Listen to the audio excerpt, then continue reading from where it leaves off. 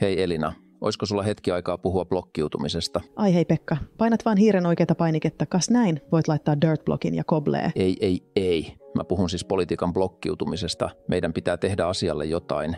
Eduskunnan kahvihuone on alkanut muistuttamaan selviytyjät Suomea, eikä kellään ole koskemattomuusamulettia niin kauan kuin Rydman on kuvioissa. Voidaanko hoitaa jutustelu ripeästi? Mallinnan juuri Suomen NATO-tukikohtaa Kreativessa. Tule nyt sieltä Mikkelistä, mennään ensiksi Suomen queer-pääkaupunkiin. A few moments later. No niin, tervetuloa DTM:ään ja hyvää Pride-viikkoa. Tästä ollaan varmaan samaa mieltä, että päättäjien pitää olla tukemassa seksuaali- ja sukupuolivähemmistöjen asemaa. No, voihan sitä tehdä muillakin tavoilla kuin kaiken maailman kulkueisiin osallistumalla. Ulkoministeriö on esimerkiksi juuri uudelleen suunnannut järjestötukensa yhdenvertaisuutta tehokkaammin edistäviin kansalaisjärjestöihin, kuten Miesten tasa-arvo ry:hyn. Tiedän, että rakastat kepposia Elina, mutta tukien antaminen yksinomaan cis- ja sus-heteromiehille ei ole enää hyvän maun rajoissa. Hyvästä mausta puheen ollen, noissa sun dominokekseissä on muuten hammastahnaa. Mitä hemulia? Mä luulin niitä mintukekseiksi. Jäynämestari iski jälleen. No niin, siirrytäänpä seuraavaan aiheeseen. A little longer than a few minutes later.